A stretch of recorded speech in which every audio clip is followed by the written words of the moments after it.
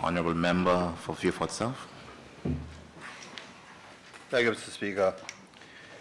Mr. Speaker, I confess I've had a lot of difficulty understanding why the amendments to the Freezone Act is included among the suite of legislation which we on this side have understood to mean that the OECD demanded.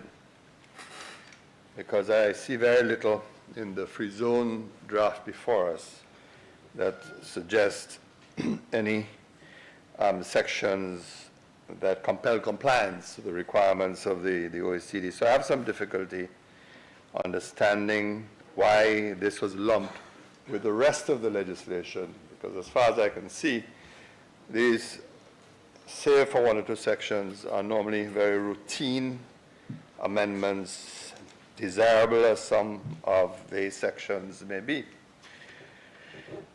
That being said, Mr. Speaker, it is very easy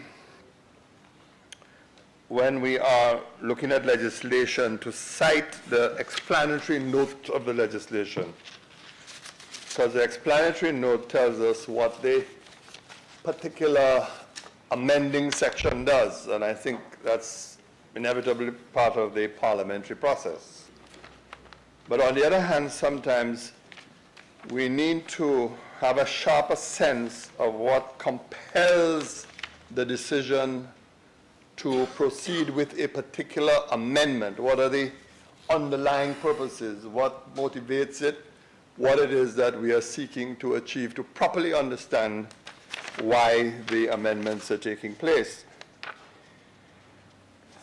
So there are some issues that hopefully in the rebuttal by the Minister we would have an opportunity to get clarification. First, I want to take a look at Clause 5 dealing with amendment to Section 10.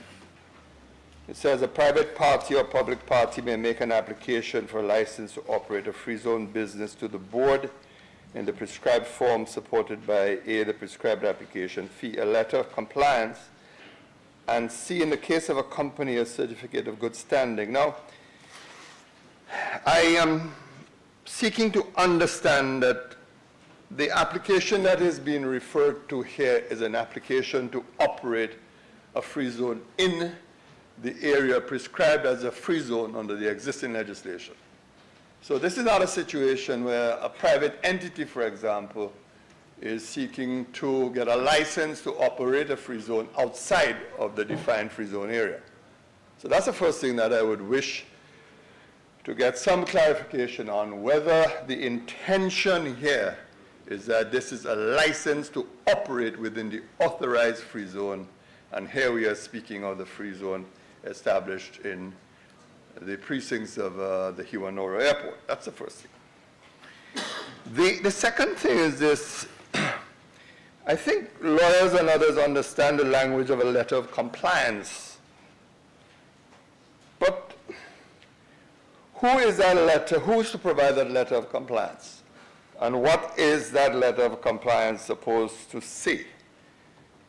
I mean, we often speak the language in company law of a letter of compliance, and sometimes what you basically mean that you're satisfied certain acts, certain requirements or provisions of the company's legislation.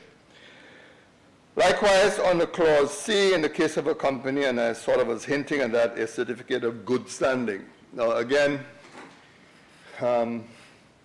good standing here meaning what in that sense? That all the requirements of the Companies Act in terms of filing documentation, etc., has been done for the particular year of operation of that company.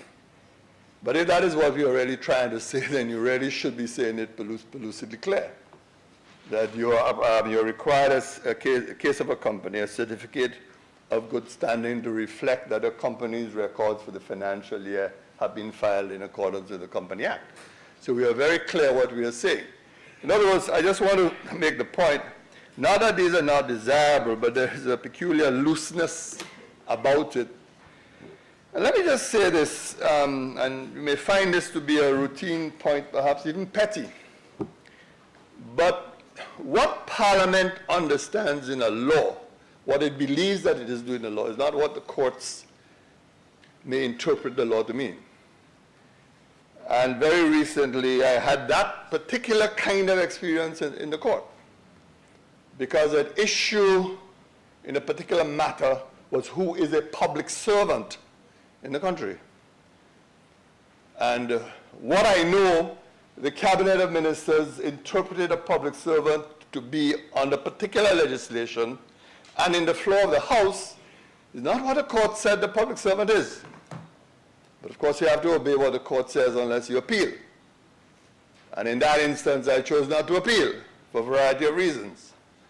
But the point that I want to make is this, that one has learned the hard way to be pellucidly clear and be very precise as to what you want to say in legislation, and do not leave yourself open and leave it to a court to interpret what it is that you're trying to say. So if you're talking of a letter of compliance, the question is compliance of what? For what? From whom? That's the first thing. Then if you're talking of a certificate of good standing, say what you mean. That you're talking that the company in question, the applicant in question, has satisfied all the requirements to file the annual returns of the company up to the date of its application. So that's I think is going to be is crucial. I am not very sure of the effect of the amendment of the new section 15A, that is amending clause 8. I think the member for Swaziland indicated that it now introduces a 15A, which says a free zone business is subject to the Income Tax Act. Now, perhaps in his rebuttal or in the summary he can respond, because I got the impression he was saying that this was happening for the first time. If this is the case, that this is happening for the first time, and I confess openly that I have not had the opportunity to look at the original Freezone Act, then the question does arise as to whether the competitive edge is being lost. And I mean, if you're going to subject your free zone to the Income Tax Act, what are the implications for competition? I mean, my understanding is that we run into problems when we have separate regimes of taxation.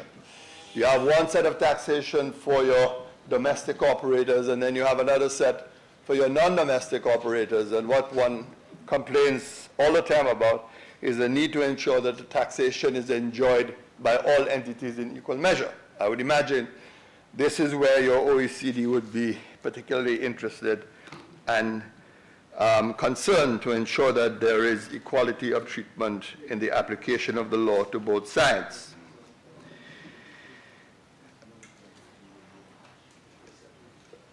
In the same vein, Mr. Speaker, I note amending clause 7 and the inclusion of 2B, which says activities of a free zone may be conducted entirely within the free zone, and B, between a free zone business and a jurisdiction outside of the free zone, including a domestic solution business. And it ends there, except that we have been given some additional page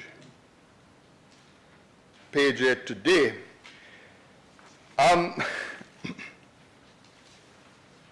This, in my opinion, is interesting.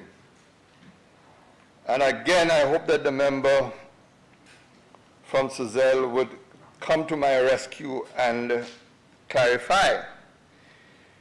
It would seem to me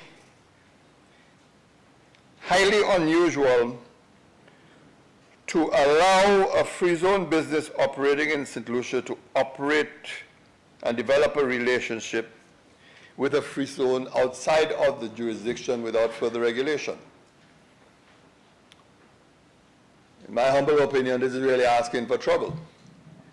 And perhaps the better thing might have been to add a clause C to give the minister the powers to regulate the relationship between the domestic free zone operating outside of the jurisdiction and the free zone operating within the jurisdiction.